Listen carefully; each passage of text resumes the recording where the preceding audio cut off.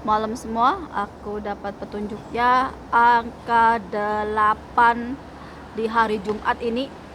Angka 8 mewakili dari awal dan akhir yang bertemu di satu titik dan akhirnya mengunci. Yang artinya apa? Kita hidup, kita harus kenal seakan parang ini dari mana kita berasal dan kemana kita akan kembali nantinya. Itu makna dari angka 8. Dan apa yang terjadi di Nusantara semua sudah sesuai dengan takdir Tuhan. Semua gunung yang mengalami erupsi, banjir di mana-mana, puting beliung, tanah longsor, itu sudah jadi kehendak Tuhan. Karena apa? Karena ini sesuai dengan perbuatan manusia yang ada di atas bumi itu. Yang artinya apa? Yang ada di Nusantara itu udah sesuai. Jadi aku kasih tahu, nggak ada yang namanya kebetulan, tapi semua udah bagian takdir dari Tuhan. Karena apa? Ya karena perbuatan kita sendiri. Tuhan memilih orang-orang yang diberi kelebihan untuk apa? Untuk jadi penolong orang lain. Contohnya, dipilih jadi seorang raja, ratu, ataupun presiden, ataupun bupati, camat. Kamu memegang amanah yang besar. Kamu harus bisa bersifat adil, bersifat welas asih, harus bijaksana, harus menegakkan kebenaran. Tapi kalau di tanah Jawa, di Nusantara, pemimpinnya gak bisa menegakkan apa yang udah jadi tradisi nenek moyang tanah Jawa.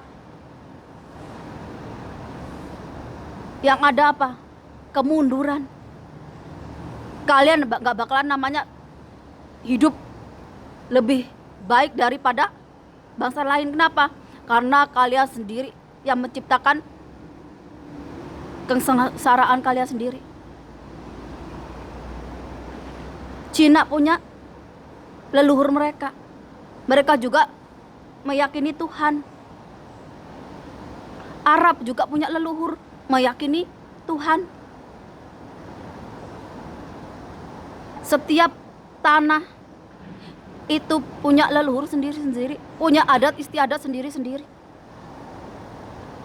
Kita meyakini Tuhan. Tuhannya satu, menciptakan semua orang, berbagai agama, berbagai suku. Tapi ketika punya pemimpin yang gak bisa adil, yang gak bisa menegakkan kebenaran, yang sengsara siapa? Rakyatnya. Sama aja menentang takdir, menentang hukum alam. Karena apa? Karena kamu dikasih kesempatan, tapi gak kamu gunakan dengan sebaik-baiknya. Tanah Jawa gak sama kayak yang lain. Karena apa? Karena nenek moyangnya punya tauhid sejati sama Tuhan. Sifatnya adil dan benar. Gak kira kamu saudara sendiri, gak kira kamu temen. Kalau kamu salah ya salah, dihukum. Gak ada istilahnya terus presiden, menteri, raja atau ratu atau anak cucunya bikin kesalahan bisa kebal hukum. Gak ada. Kalau manusianya gak bisa menegakkan itu, nanti yang datang hukum Tuhan, hukum alam. Gak bakalan bisa orang lari. Gak kira presiden, gak kira raja, gak kira ratu. Kalau udah hukum Tuhan, hukum alam yang menegakkan kebenaran dan keadilan, rata pakai tanah semua. Di tanah Jawa itu banyak yang tersimpan di dalam tanah. Karena apa? Karena bergantian zaman. Sudah berganti era. Karena apa? Karena manusianya pakai apa? Pakai tingkah lakunya yang diadili. Kalau punya pemimpin yang nggak bisa menjaga amanahnya, alam yang memberikan keadilan, entah ditimbun pakai longsor, entah ditimbun pakai gunung Merapi, entah diratakan pakai gempa, entah diterjang tsunami. Aceh kena tsunami, kamu tahu dulu bagaimana mereka merasa jumawa, sampai akhirnya kena tsunami. Baru mereka berpikir lebih moderat. Kamu meyakini Tuhan gak apa-apa. Semua orang punya keyakinan, punya tauhid. Tapi ketika kamu hidup, bergunalah untuk sesama. Ada yang dipilih jadi seorang pemimpin agar apa? Agar bisa melindungi orang lain, bisa mengayomi orang lain, menciptakan kedamaian dan kemakmuran. Ini pemimpin pilihan Tuhan yang punya wahyu keprabon, yang punya wahyu kepemimpinan. Kalau kamu gak bisa menegakkan keadilan kebenaran, gak bisa ibaratnya adil, jangan harap kamu bisa wariskan ke anak turunmu. Kenapa? Karena kita sendiri yang memulai. Kalau kita mau mengubah takdir anak cucu kita, kita yang harus mengubahnya. Dengan apa? Dengan kelakuan kita. Gak ada sejarah nabi atau pendiri kerajaan di Nusantara itu orangnya amburadul, gak ada. Semua orang tuh wali Tuhan, utusan Tuhan. Itu walaupun hidupnya susah, hidupnya penuh hinaan, penuh caci maki, direndahkan, miskin. Itu namanya hakikat kehidupan. Itu namanya, itu kalau orang Jawa itu tirakat wong Jawa. Itu ya manut takdir Gusti, manut garise tangan, gak kira soal apapun. Kenapa orang Jawa itu punya filosofi Semar Ismoyo Jati? Melambangkan apa? Kita menerima diri kita apa adanya, baik buruk kita, begitu juga orang lain. Kita gak harus bisa menilai orang lain perfect, sedangkan diri kita itu gak baik. Kalau kita bisa menerima diri kita baik dan buruk, kita akan bertemu dengan orang-orang yang sama seperti itu. Ini filosofinya orang Jawa. Kenapa Semar itu hitam, perutnya gede, pantatnya gede, pendek, hitam. Filosofinya orang Jawa. Mau sehitam, sejelek apapun, sehitam apapun, itu udah bagian dari takdir, bagian dari kehidupan kita. Kita nggak bisa membuang itu. Karena apa? Karena kita manusia. Manusia itu punya dosa, punya kesalahan. Gak ada yang namanya manusia itu suci tanpa dosa, tanpa berbuat kejahatan. Yang ada apa? Kita mengubahnya. Kita ngaji diri. Minimal kalau kita ini udah baik, kita bisa jadi contoh untuk orang lain, bisa jadi pencerahan untuk orang lain. Kemarin ada yang nulis terahnya Kesultanan Jogja, darahnya darah biru. Orang biasa darahnya darah kecoa. Saya ingatkan lagi, gak kira nabi, gak kira keturunan raja atau ratu. Dulu itu leluhur mereka ya orang biasa, tapi mereka ahli tirakat, ahli dalam spiritual rohani yang dibersihkan apa? Dalam diri mereka dulu, baru perbuatan mereka. Makanya sampai 7 turunan anak cucu mereka dari segi materi terjaga. Tapi kalau sejenis kewahyon itu gak bisa dikasihkan, gak bisa diturunkan. Orangnya harus mau nyari sendiri, belajar sendiri. Guru paling baik, guru paling hebat adalah kehidupan kita, takdir kita sendiri. Karena apa? Karena kita berbeda dengan orang lain, takdirnya sendiri-sendiri. Tuhan itu ngasih pilihan ke kita.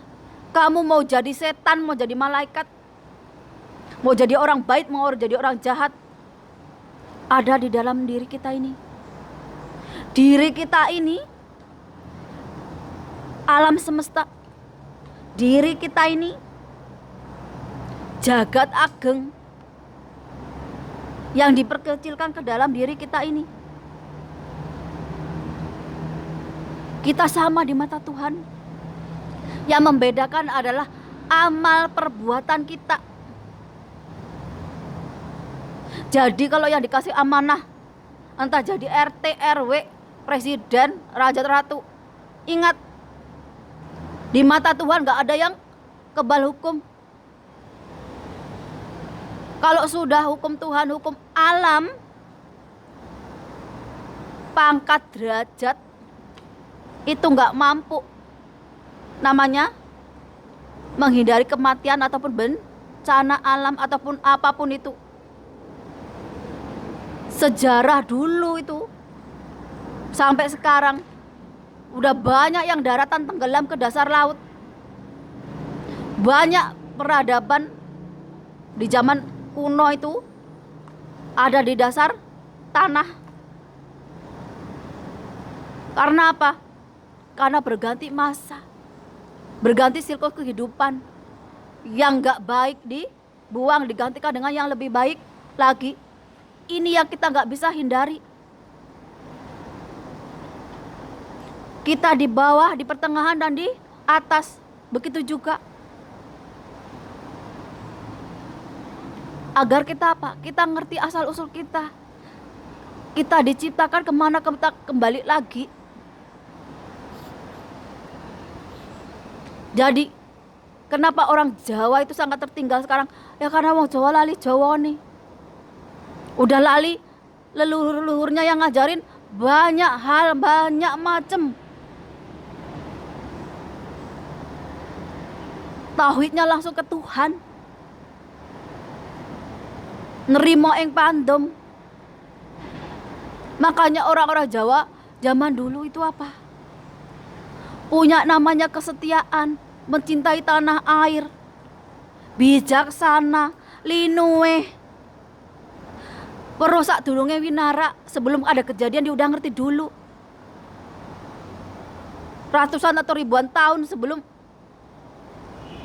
kita bakalan ngalamin, mereka udah tahu duluan. Karena apa? Ya karena ilmu mereka, spiritual mereka, rohani mereka yang linuwe, yang sekarang orang Jawa tinggalkan. Bener agamanya ngajarin kebenaran, tapi gak dipraktekkan secara nyata. Yang dilakukan apa? Omongannya, kelakuannya beda, hatinya beda, gak sinkron. Makanya di mana tiap hari ada pembunuhan, bapak bunuh anak, ibu bunuh anak, dan kasus-kasus yang lainnya.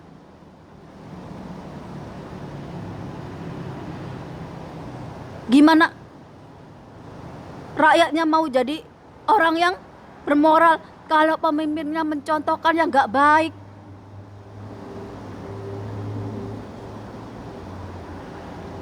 Gak ada orang yang kebal hukum di hadapan Tuhan, di hadapan alam.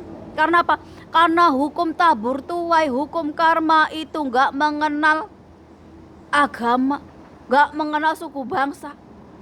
Yang dia adili apa? Kelakuan kamu. Orang-orang yang dipilih Tuhan itu akan ditanamkan sifat menegakkan kebenaran, keadilan, welas asih, kebijaksanaan. Dalam apa? Dalam memimpin. Agar apa? Agar bisa mengayomi orang lain, bisa menegakkan kebenaran dan keadilan. Tapi kalau orang-orang yang udah diberi kesempatan itu gak bisa melaksanakan tugas amanahnya, yang mau ngadili siapa? Tuhan melalui apa? Hukum alam. Jadi jangan heran kalau kalian tambah rusak, alamnya makin bergejolak. Itu aja gak bikin orang ingat Tuhan loh. Cuma kalau pas ada bencana aja takbir, ingat Tuhan. Tapi kalau udah seneng-seneng udah lupa lagi.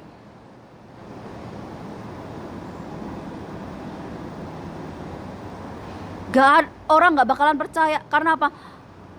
Karena mereka gak ngerti spiritual, gak ngerti ilmu rohani, apalagi ilmu alam. Ada ya berapa ilmu itu gak bisa dipelajari di sekolah. Adanya di apa? Di kehidupan nyata kita ini. Makanya gak heran, sepintar apapun, kalau megang Nusantara, memegang tanah Jawa, enggak jadi terjerat korupsi ataupun terjebak dengan yang enggak baik lainnya. Kenapa? Karena enggak sesuai dengan kultur tanah Jawa, enggak sesuai dengan kultur Nusantara.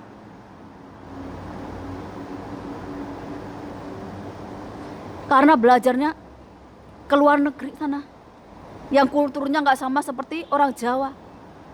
Sedangkan orang Jawa, orang Nusantara itu turun temurun punya adat adat sendiri, yang mengajarkan apa? Toto kromo, unggah ungguh, budi pekerti, sopan santun. Ini yang ditinggalkan oleh generasi sekarang. Sepintar apapun kamu, tanpa adab, tanpa moral, tanpa etika, tanpa budi pekerti, tanpa belas asih, tong kosong nyaring bunyinya, kamu akan kalah dengan bangsa-bangsa yang lain yang tetap apa? Tetap menghargai peninggalan nenek moyang mereka. Karena apa? Karena ilmunya itu kita bisa cerna. Yang baik kita pakai, yang nggak baik kita tinggalkan.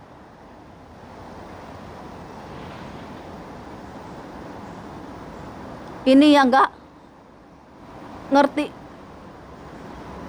yang orang Jawa sendiri udah tinggalin. Kenapa aku harus ngomong berkali-kali? Karena itu kebenaran, itu fakta, itu kenyataan yang harus aku ucapkan. Buat apa merasa tinggi hati, merasa paling bersih, merasa paling baik, tapi kelakuan kita itu gak bener? Karena apa? Karena Tuhan mengadili kita lewat kelakuan kita sendiri.